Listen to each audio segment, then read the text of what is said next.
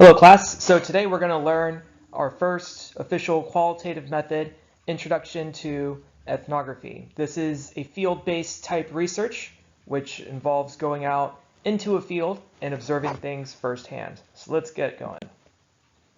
So remember from Qualitative Introduction last week, or 2 weeks ago if you count spring break, we went over qualitative research questions. Now, remember, qualitative research questions should be open-ended, they should be focused on some kind of communicative construct, and they should be descriptive or empirical. So remember, open-ended is it shouldn't be a yes-no question.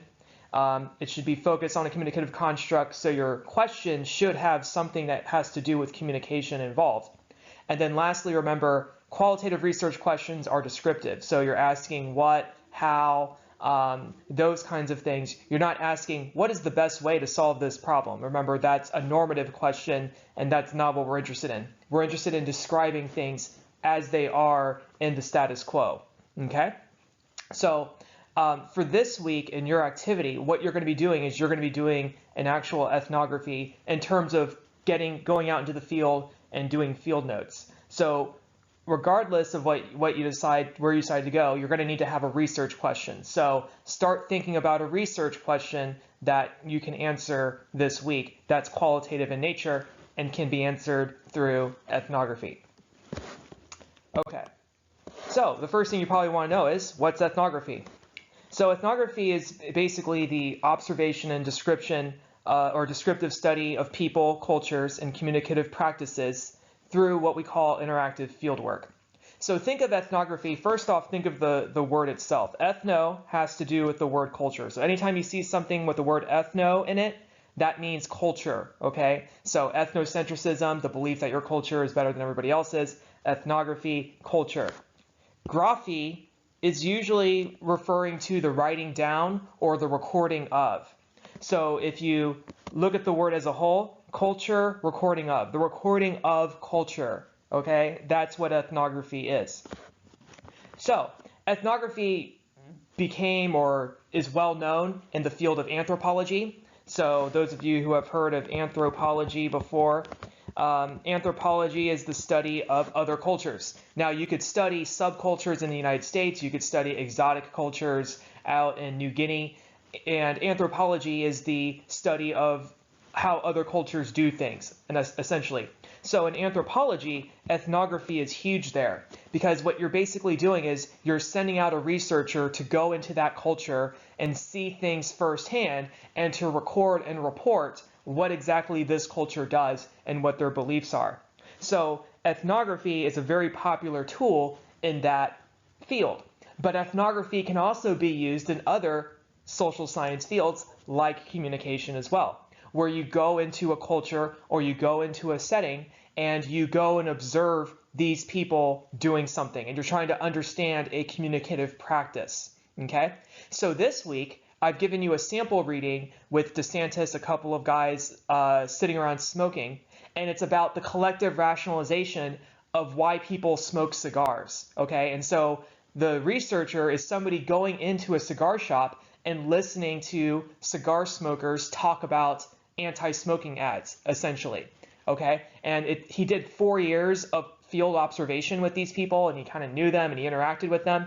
So that's an ethnography. So look at the example study to get a better idea of what this might look like. Now, ethnographies tend to emphasize two things. First off, cultural knowledge. So basically the implicit and explicit norms and things that we observe or engage in when we're in a culture. So we all have cultural knowledge in terms of how to act in the United States, like you don't stare at people, right, when they walk into the room. You give people space. All of that is implicit or explicit cultural knowledge. So implicit means it's never been stated, but it's just a known fact. Explicit is something like you're specifically taught. So cultural knowledge is something that you're trying to uncover when you walk into a new culture. Is what are these taken for granted that people act upon? What are the rules that people follow when they're engaged in this culture and how people act, okay? The other piece is something that we call thick description. So in ethnography, when you're going into the field, the thing that you are, or your instrument is technically you, the researcher, because you're making all of the observations, and your data is the observations written down in what we call field notes.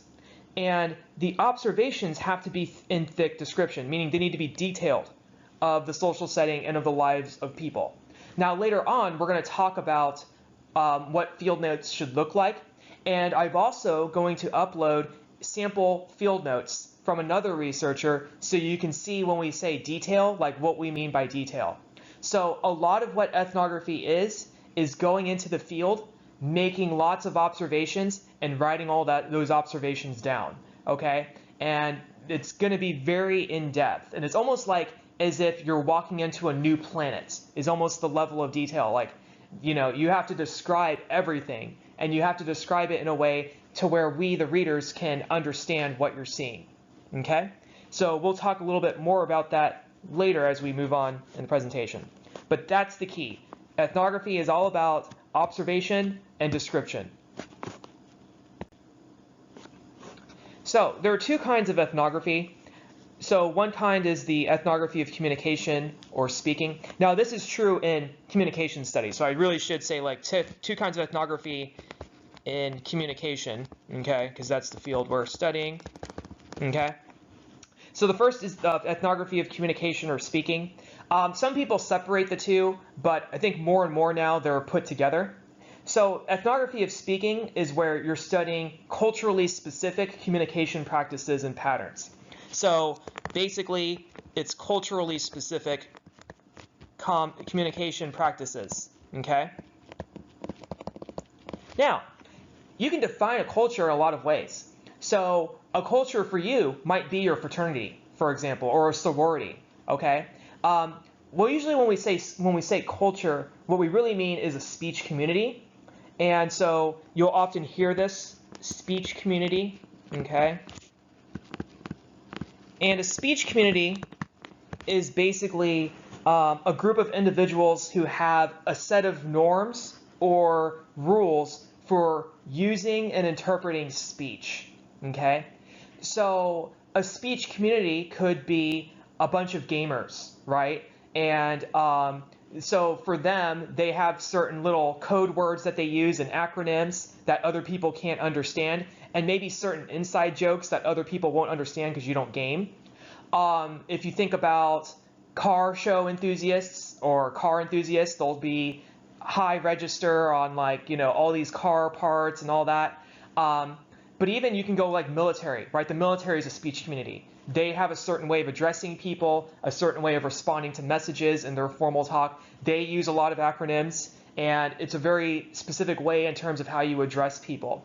So the idea is that when you're doing an ethnography of communication, you're going into a speech community and you're trying to observe firsthand how these people communicate in their specific way for their specific purposes.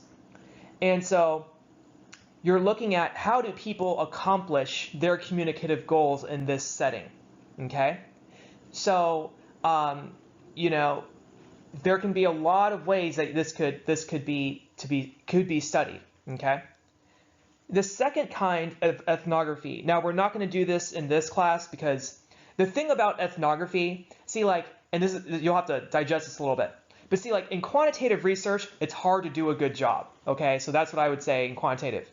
In qualitative research, it's easy to do a bad job. Like, that's the difference between the two. Now, it doesn't sound different, but it's just different emphasis on different aspects of the kinds of research. So autoethnography is ethnography incorporating your own past experiences and personal life while analyzing a cultural phenomenon, okay?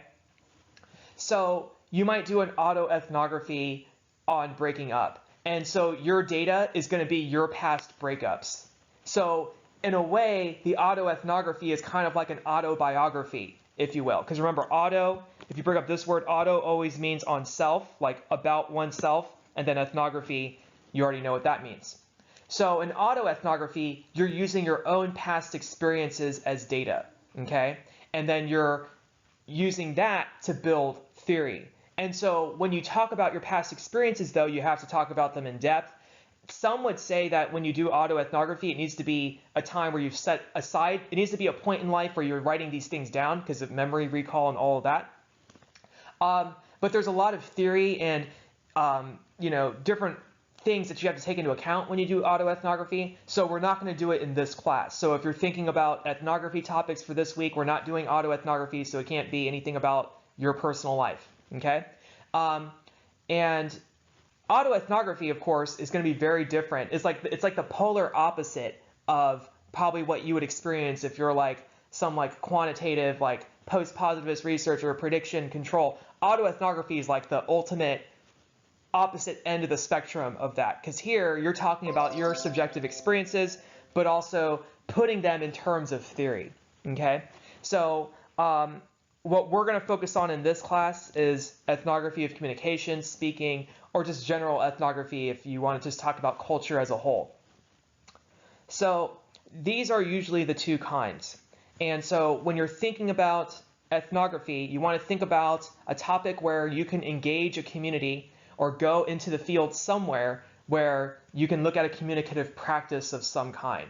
So maybe the rugby team, maybe they have a speech community, or usually some kind of social club or something that's exclusive, something that has some level of exclusivity is a good place to look. But you want to try to find a field that you can go into. Now, when you're deciding where you want to go into or what field you want to go into, maybe you want to go into a mall, for example, and you want to observe children at the playground at the mall, or you want to go to a school and observe parents during their kids' practice and how they talk about the children. All of those would be interesting things to look at. But in ethnography, a decision that you have to make is what is your relationship between yourself and the people you're observing. And essentially, it's on a spectrum. So on one end of the spectrum, you can be a complete participant. And this is where you basically become a member of the group. And you do everything that they do. So in this setting, you would join the soccer team. If you want to do an ethnography of the soccer team, you would become a soccer player yourself. And you would join the soccer team and become part of the team. And what you would also do, and this is what's important, is you would conceal the fact that you're an observer, that you're taking notes, that you're a researcher. So you would be you'd be kind of like a spy, essentially, is what you would be. And in real life, in ethnography, you're supposed to be taking notes this whole time that you're doing research. But what might happen is if you're in a place where taking notes would compromise your identity or whatever, you'd have to remember it. And then as soon as you get home, then you have to take all your notes and recall everything. And taking notes, like in that case, takes hours, right? Because you're just recalling every little detail that you could possibly have encountered. So that would be complete participant. Now, one thing to keep in mind is that depending on what you choose, there's different ethical implications, right? So some people would find it maybe unethical for you to go into a community and observe them without people knowing that you're observing them, right? So while it's unethical, though, it might also be the most accurate because then you're not disrupting the natural activity and you're getting to see everything firsthand. So you have to make those kinds of calls, right? The progress of science versus the protection of people's rights, okay? So there you go, philosophy. But if you don't want to be a complete observer, you want to participate, but you want to be open and honest about the fact that you're taking notes on people and that you're observing, then the next option you have is participant as observer. So basically, what you would do is you would join the soccer team and you would let everyone know that, hey, I'm also doing research. I'm observing you guys. I'm doing this for a project. So, and participant as observer, you are participating, but everyone also knows that you're observing them. So the nice thing about that is you still get to participate. The trade-off is people might, once again, treat you differently because they know that you're watching them, okay? Then you could be, if you don't like that option, you could be an observer as participant. So as observer as participant, there may be cases where you want to see everything that's going on, but you don't want to engage in it yourself, maybe because of moral or ethical reasons. So for example, when I did my study of the Westboro Baptist Church, I didn't want to hold up picket signs at the funerals, okay? Like, although I wanted to observe them doing that, I didn't want to be the one holding up a sign that says God hates fags, right? So that was like a line that I wasn't going to cross, okay? So I preferred to be an observer as participant, where I was there like kind of watching them, but I wasn't engaging, and they knew that I was watching them, okay? So they knew that there's a researcher here, he's watching us, he's observing us, he's taking notes, but he's not engaging in the activities with us, but at least we know he's there, okay? So there may be times where this would be preferable. Now, of course, when you're not participating, you're missing out on some of the feelings and some of the real challenges that really occur when you're part of the team versus when you're not. But for some ethnographers, you have to draw a line between what's ethical and what's not ethical for you, and what's comfortable for you. I mean, comfortable, you know, in a way, but at least more importantly, ethical, right? Lastly, the more extreme version is complete observer. So this would be you're observing them from a distance, okay? And you're like hidden from them from afar. And so like, you know, you're watching them from a two-way mirror. So they know you're watching, but you're not present at all, okay?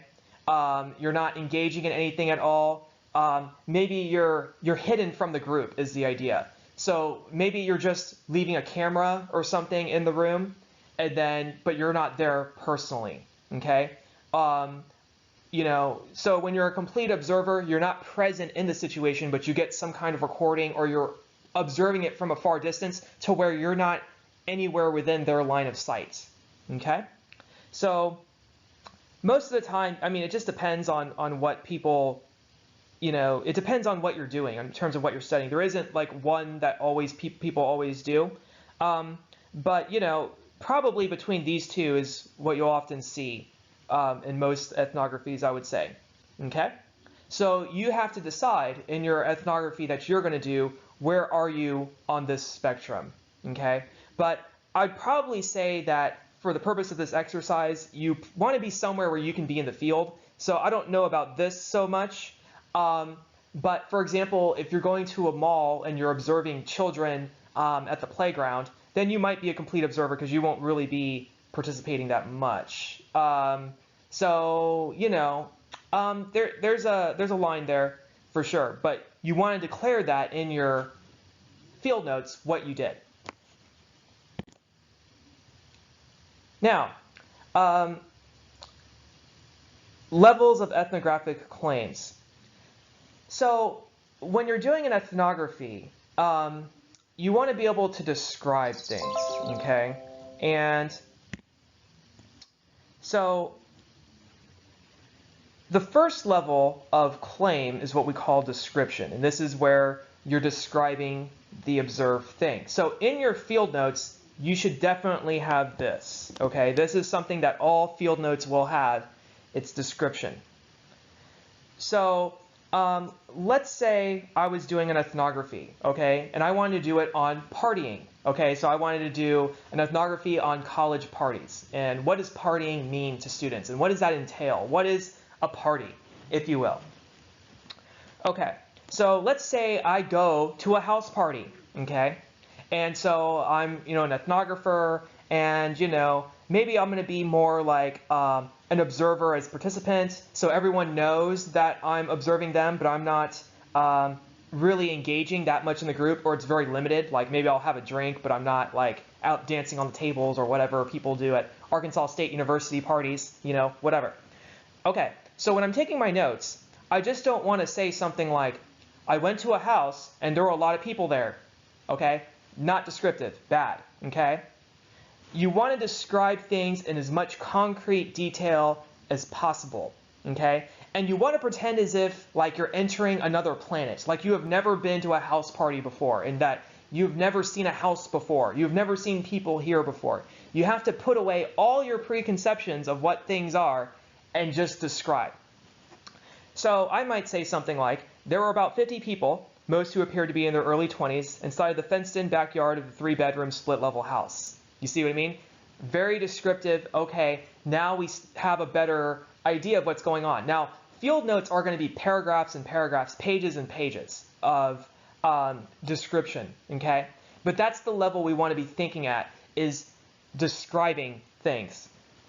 Now, when you're describing, you should also have a layer of interpretation as well. So you're going to describe there were 50 people in the backyard, most who appeared to be in their early 20s, and this, in the backyard of this really small split-level house. So interpretation is relating the observed patterns or whatever to general cultural patterns. These kinds of gatherings constitute parties in college campuses. They are places for students to socialize with each other. Okay, so interpretation is a level where you're saying, okay, so here's all this stuff, and here's what I think it means to the people there. So this is the meaning of this stuff to them. The meaning of 50 people being in a backyard in their mid-20s, somebody's house, at 10 o'clock at night on a Friday, is these gatherings are what we call parties. Okay, so that's an interpretation. Parties is an interpretation on college campuses, and these appear to be places for students to socialize. Okay, so it's almost like as if you're explaining this to an alien. Okay, so pretend as if you're writing notes to an alien person who's never ever been to Earth, and they're about to come over for the first time. Okay, you're explaining everything to them. And then lastly, you might have an evaluation layer. So evaluation is judging the value of the observed in terms of your research question. So this party serves as an example of the importance for college students to have social outlets to relax from school. So if your research question was something like, what is the meaning of parties to college students, or what is the purpose of a party, or what are college parties, or how do students make sense of the word party? Okay, evaluation would be, here's how this plays in terms of the research question, or this is how this whole thing that I'm observing, this is why it's important, okay, to the culture. Because you could observe a lot of things, right? Like you could observe a table, and you're like, on the table there was a glass with half filled with water and vodka. Okay, so why is that important?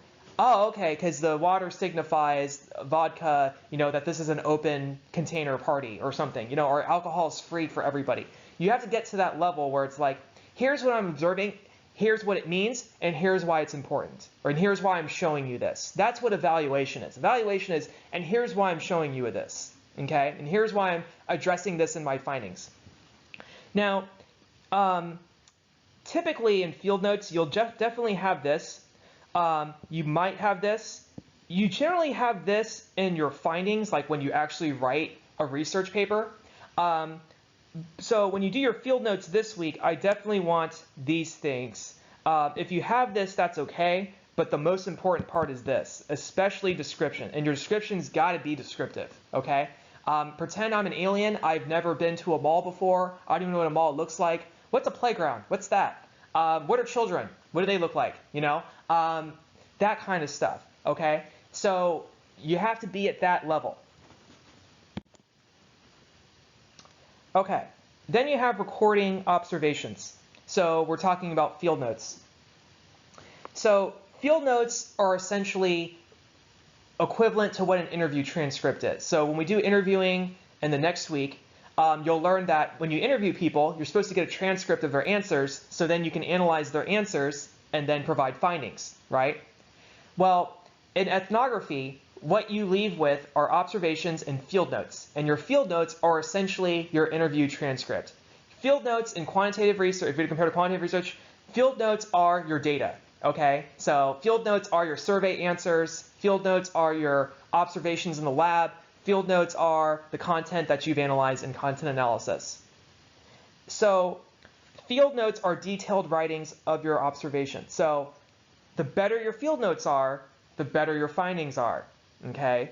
The more detail you have, the more you can play with in terms of your findings. So if you just say, I went to a party at night on Saturday, there were a lot of people there, and everyone was drinking, that's not enough, right? That's not enough detail. I don't know what that all means. You need to be very discreet about what is a party, what is drinking, what does that include, what do the people look like, what were they doing, where did you look, where did you walk around to, that kind of stuff. It's got to be detailed. So you wouldn't have much to analyze there anyways. So you want to have detailed writings of your observations. Now, your field notes can have several aspects to it. So the first thing is you can have verbal descriptions, okay? So field notes should have notes, right? Verbal descriptions, describing everything that you're seeing, describing what you're doing, describing the things that you're observing, because we can't see it. You can also have quotations. So as you do your ethnography, you're allowed to interact with people. I mean, depending on where you sit on the spectrum, you can start interacting with people, talking to them. You can kind of do interviews as you do an ethnography if you want, okay? And you can write down quotations. Now, if you're in a place where you can't really take notes as you do it because that's going to disrupt the activity in some way or people are going to think you're weird, then you're going to have to remember all of the quotes, you see? So what some people do is they do strategic note-taking where they take notes on their phone, or they go to the bathroom and write down a bunch of notes, or they go to their cars and write down a bunch of notes. So you really want to try to pick a place for this assignment so you don't have poor quality notes where you can probably take notes as you observe, okay? And you want to try to get some quotations from people. That is totally fair game. You can have diagrams. So if you're going to do the ethnography of partying, right, make a diagram of where were people sitting, where were people standing, where did the house look like, where did the background look like, or if you do the playground, where did the playground look like, where were people sitting, where did children run to. Diagrams are totally fair game for field notes. Now they should still have verbal descriptions accompanying them, but the diagrams can definitely help us visualize what exactly you're seeing as well. And then observer reflections. So as you write your field notes, there might be things that will come to your mind as you write field notes. So maybe intuitions, hunches, questions, feelings. So you might say when I was, I walked into the fenced-in backyard, there were about 50 people there. Most of them looked like college students between the ages of 20 and 24. Okay, so that's description, right? Well, then I can add observer reflection, so I can say and in this setting, it felt very high energy, or I wonder how all these people figured out how to get here. Those are all little reflections that you can kind of mark in the margins of your notes, right? So reflections are generally put in the margins. They're marked away from your descriptive notes because your descriptive notes, you're describing stuff. Reflections, you're kind of thinking, right? You're thinking, you're saying look, I'm wondering how this plays into this, or I wonder how this works, or wow, this made me feel really strange, or this, really sounds weird. I need to explore this more. So the description's kind of the objective, here's what I'm seeing. The reflections are, here's what I'm thinking, here's what I'm feeling, here's what I'm wondering, here's what is a hunch to me, or here's what I'm starting to believe, you see? So your notes should probably have this for sure, and I would say have some reflections in there. It's okay if you don't have diagrams, but I think diagrams are good too. Now, some people ask about pictures as well. Can I take pictures in the field as well? Yeah, you can take pictures if that's permitted, but still, pictures do not replace verbal description. So if you do take pictures, you'll want to put as much detailed notes as possible about what this all means, what's the context of the picture, what are we supposed to take away from this picture. That's the idea, because a picture is just a small moment in time. Observation is going to cover the whole time that you were there, okay? So definitely field notes can have these three components into it. So if that seems like a lot, okay, because here's the thing, most people struggle with ethnography is just that, once you walk into a world and you go out into the field and observe something, there's just so much that you can write, and there's so much that you can do, right? So when I took my ethnography class, I went to a bar and I did an ethnography on bar interactions, okay? And there's just so much that you can look at. So, what some people say is start with a wide focus, observe the whole area, and then pick something to focus on, and then really target your notes to that, okay? And then once that thing becomes less interesting, focus on something else, Okay, so like when I went into the bar, I started off with the whole bar setting. So I talked about the arrangements, I talked about all the people that were there, talked about the music, talked about the flow of movement between people. And then what I would do is I would focus then on one table of people.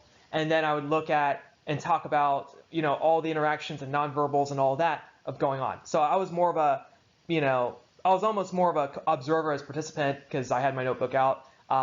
So that is one way of doing it. Another way that could help some of you as well is there's a framework called the speaking framework. And this can also help you narrow down your observations, or at least give you a template to help kind of figure out how to maybe describe some of the things that we're talking about here. Now, the speaking framework is good for ethnography of communication. So whenever you're talking about particular communication moments. So let's go through the acronym. So speaking is actually an acronym, so it's like SPEAKING. So the S is setting and scene. So what is the setting, time, and place of the speech act? So let's say you're interested in how do, how do sorority presidents gain compliance from, non-compliant executive officers? So in a chapter meeting. So you're going to do is you're going to go to a sorority chapter meeting and you're going to observe how the meeting is run and how the president does it. Okay, so this is field observation that you're doing. So let's say there is a particular moment in the meeting where the sorority president is having to put somebody in their place, okay? So this speaking framework can help you put this all together into good field notes. So first you can have the setting and scene. So what is the setting, time, and place of the speech act? So here's where you want to do description. So the setting is the sorority chapter meeting. So you got to describe the chapter meeting. What is the room? How many people are there? How does it work? What is the chapter? What is the meeting? Those kinds of things, okay? And then you want to then be more specific. When this particular moment happens, when was this? At what point in the chapter meeting was this? And what happened before it? And how did this get started, okay? So that's the setting and scene. And that probably also involves the next part, talking about the participants. So let's say okay, so you got the setting and scene now, it's a sorority chapter meeting, blah, blah, it's a place where people get together and, they sit in a circle and everyone holds hands and sings songs at the beginning and then they do their thing, whatever. Okay, so participants. So you'll then want to talk about, so the sorority president plays this role. The president's job is to do this, this, this, and this. And from what I observed, she does this, this, and that. The person that was being non-compliant, her name is blah, blah, blah. Well, you don't have to put her name, but you can just say the non-compliant officer, her job is blah, blah, blah. Talk about that, okay? And if you interview them, you can learn more about them and talk about who the people are. So we got to know who the characters are in the setting, essentially. So then you get into end. So what is the goal or purpose of the speech event? So you can then talk about what was supposed to be happening here. Sorority president was trying to get told the executive officer, you need to plan a better social event because the current one sucks. And the executive officer is all like, oh, no, I don't think my event sucks. Okay, so you got to report kind of what was the issue here? What was going on? What was the purpose of this interaction? Okay. Then the act sequence. So this is where you actually report what happened in terms of how they interacted. So the sorority president told the executive officer, your events suck. You need to be a lot better because our events are only getting 2 dudes and it's a bunch of women and it sucks. Okay.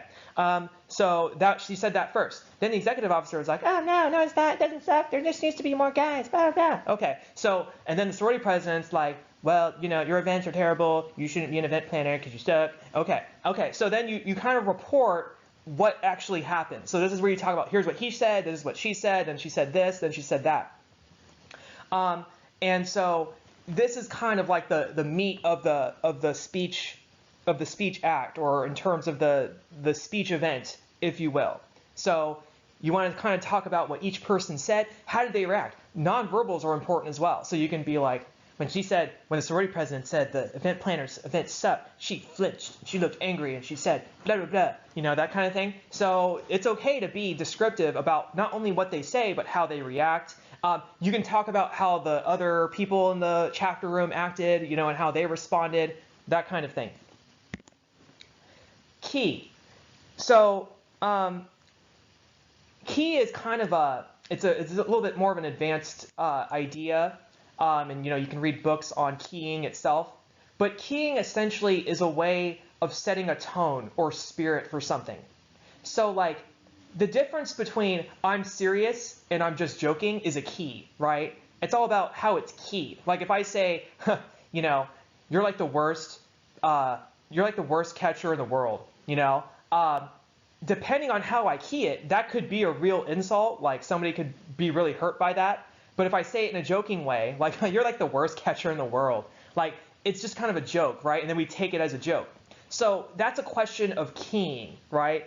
How do you set the tone or the spirit of something? So what you're going to want to talk about in terms of keying is, how is this interaction keyed? So did the sorority president say it in a mean way? If so, how do you know, right? Or what were the signals of the keying that said that she said it in a mean way? So you might have to talk about tone. You might have to talk about nonverbals.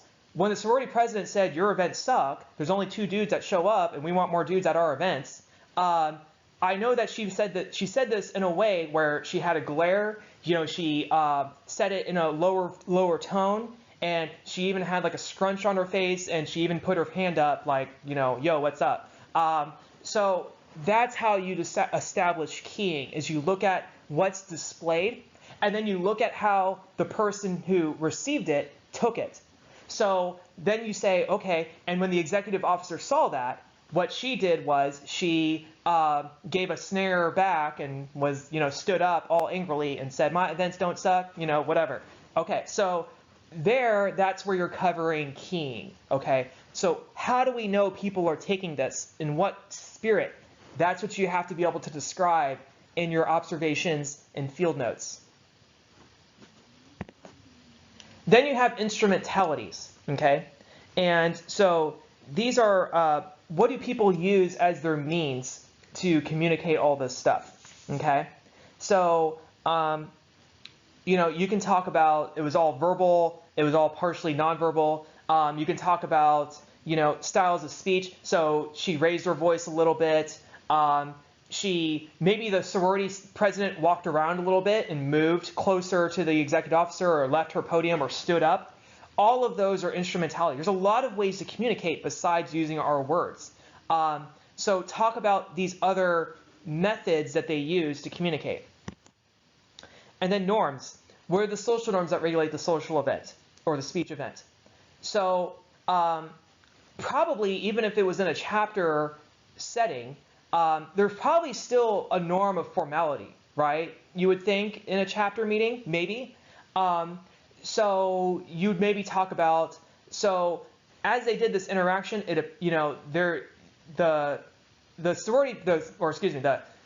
the chapter meeting gave out a formal tone, and it seemed formal because they had these kinds of behaviors going on. They spoke very formally, or they spoke with very proper English. People raised their hands to talk, that kind of thing. And when the sorority president and executive president were acting or interacting, they still maintained a somewhat formal tone. So there you have a norm, right? So she's trying to gain compliance in the sense while still maintaining the norm of formality and professionality, right? So you wanted to describe what are these norms and how do you know that they're there, and how do you know that they are still trying to follow those norms. So that's what you're trying to do in N. And then G is genre. So what kind of speech event is taking place, or what genre of speech is it? And this is more of a broad question in terms of how would you describe this overall? So would you call this like a confrontation? Would you call this a discussion? Would you call this a debate? And if so, why? So you have to tell us, what is a confrontation? What tells you that, what did you observe in this interaction that suggests that this is a confrontation? And why do you think that's important for making sense of this speech event? Okay? So each of these, setting, scene, all of these, it's going to take at least 2 or 3 paragraphs at least. I mean, it's hard to set minimums because it's ethnography.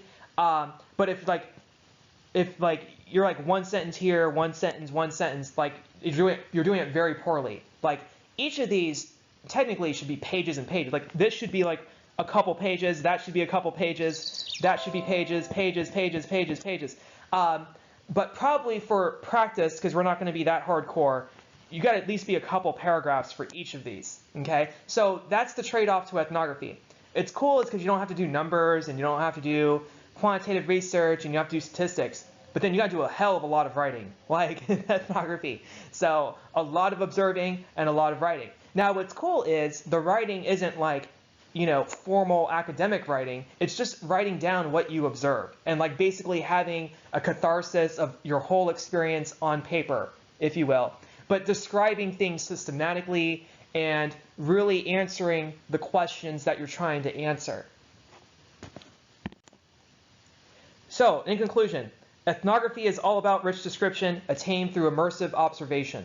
So your field notes are your lifeblood, okay? Your ability to observe and your ability to write things down and describe them. If you describe things poorly, if you don't interpret events, if you don't evaluate, if you just, I went to a chapter meeting and the president got mad and she told this social chair her event sucked and then everyone got mad. See, so I answered my question. No, that's not, that's a very poor ethnography, okay? You gotta describe. Pretend as if we are aliens from another planet who have never heard of a sorority before. So you gotta explain everything. And it's not just explaining, it's describing what you see, right? So you gotta describe, what does a chapter meeting? What does it look like? What is a sorority girl? What do they look like? What do they wear at a chapter meeting? How is it organized? What exactly goes on? That kind of stuff. Now, I understand there's secrecy stuff, so maybe you won't do a chapter meeting, but that's the level of detail we need to be. Now, for this week, we're not doing data analysis yet, okay? So all you're going to have is field notes. Later in the semester, we're going to do a whole week on qualitative data analysis. Now, the good news is it's kind of like content analysis with some differences, but there's some other things that you have to take into account when you do qualitative data analysis. So all you're going to have this week is just field notes. You're going to turn in your pages of field notes, and we're going to make sure that you can observe, describe, and interpret and evaluate things, okay? And if you can get that going, you'll be set for ethnography, and then the week after we'll be doing interviewing, and Rainey is going to be teaching interviewing. So look forward to that.